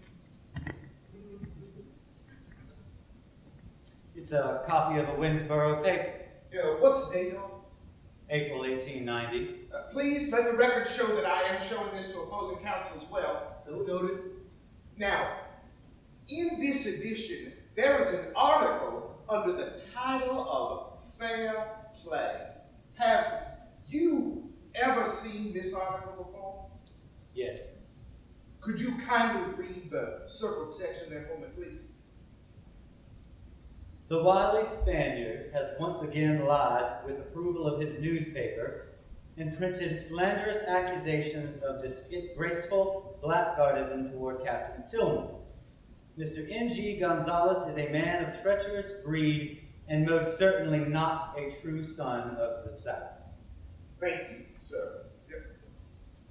Is there an author listed anywhere on this page? No. This article? No. Did you write this article? Now, as a man of honor, I'm sure you're aware that you are under oath to tell the truth. Yes. Did you write this article printed in the Winnsboro paper? Yes.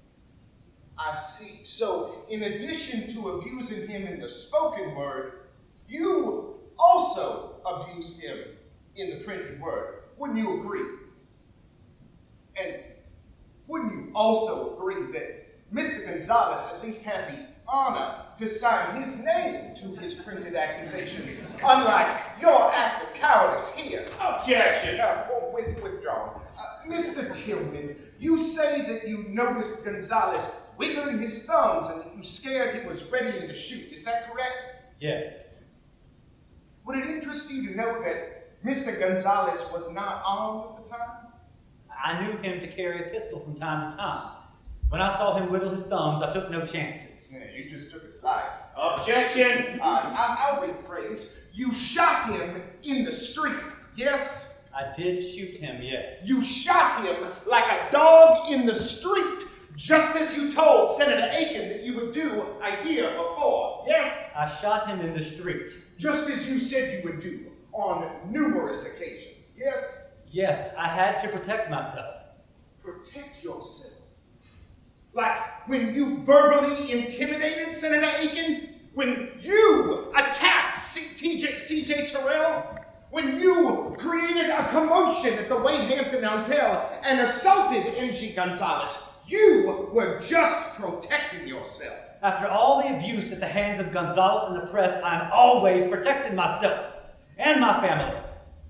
And I will do so by any means, Mr. Thurmond. I see. He said abusive things of you, and you of him. He wrote abusive things of you, and you of him. Yet only one of you physically injured the other one, mortally. Who might that be, Mr. Tillman? You, care to take a guess?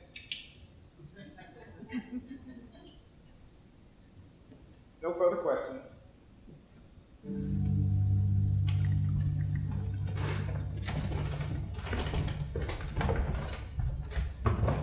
All right, gentlemen of the press, gentlemen, just a moment. Listen, I have a train to catch back to D.C., but I do want to say one thing. I've always said my nephew has more brains than any Tillman I've ever known, and he also has more passion, which is to his detriment. I want to make this very clear. I do not condone his actions, but blood is thicker than any action. So I will stand by him now, as I will always stand by my own. Thank you, gentlemen. Thank you. Patrick, wonderful job. Thank you so much. Coleman, wonderful. Listen, my carriage is right here. Can I give you both a lift? Cole, why are you standing there in silence? Let's retire. Deep vengeance is the daughter of deep silence, according to Lord Byron, sir.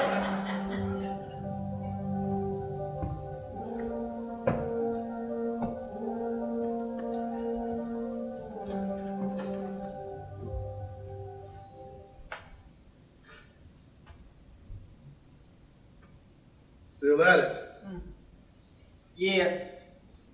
Just trying to get the facts I have, the words I want married. I hate when you know what you want to say, but your brain just won't let go of the words. Stubborn brain. That's what NG used to call it, when the hand was waiting, but the brain wasn't quite willing. Been out in Lexington so late these last few days, common courtesy has left me. How are you doing, my friend? I am beginning to accept the facts, which is good in a way, I guess. Still doesn't make looking at that door of his any easier. Silent reminders are the worst. Never know when they're going to speak to you. Are you coming to court tomorrow for the verdict? Assuming they have one. No. Sitting through Tillman's testimony yesterday was enough. Through the whole time he was testifying, all I kept thinking was, I just want this over with. tired of thinking about the facts. I'm tired of thinking about the truth. No matter what happens, my brother is gone. No verdict, no justice will change that. He may be gone, but he left a newspaper and a profession to be proud of. Maybe his sacrifice will serve as a reminder for us to stand firm for what we know is the truth.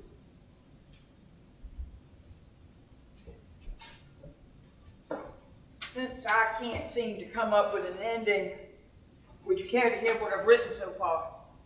Perhaps your brain isn't as stubborn as mine. Of course.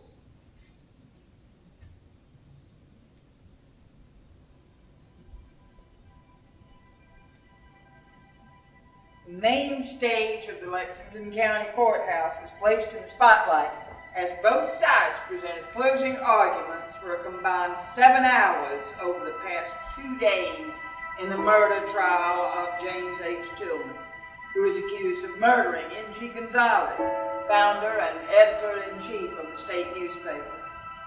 Tillman sat stoic and assured as the prosecution, led by William Thurman, began to summate the evidence presented to the jury over the last 5 weeks. Let this court come to order. Questions charged to the jury by Judge Gary seemed simple. Has N.G. Gonzales been killed? Did James H. Tillman kill him? If so, was it murder, manslaughter, or most despicably, justifiable homicide? The answers to these questions seemed just as simple. A resounding yes to all counts, including murder, thereby removing the homicide's justifiable nature. Let it be known that the jury has rendered a verdict in the case of State versus James H. Tillman. Whatever the verdict is to be, one thing is clear. Tragedy rests on both sides. On one side rests the tragic and drastic measures taken by a guilty man, and on the other, the loss of an honored kinsman who was not a coward in the face of his tragedy, a tragedy that will taint our state in the national spotlight for the foreseeable future.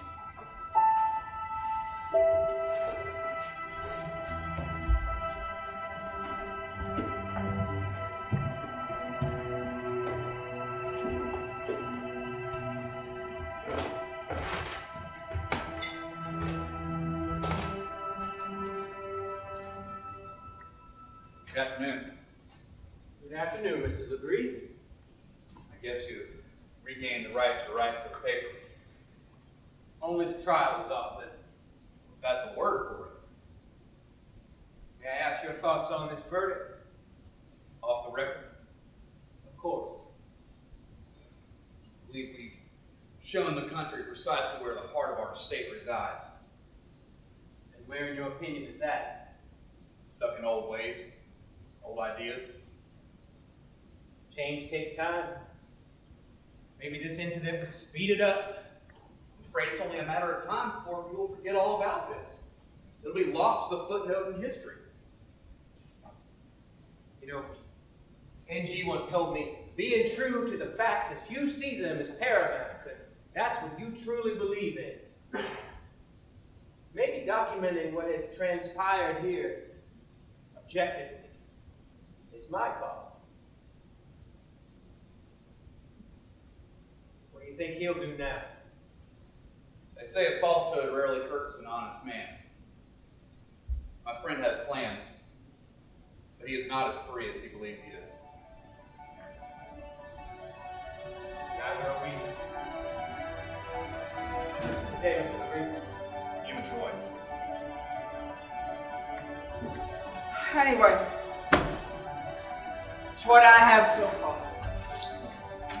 No editor, having strong convictions and expressing those convictions without fear can hope to escape criticism. I think your brain is just fine, my friend. But I must perform my duties as I see them.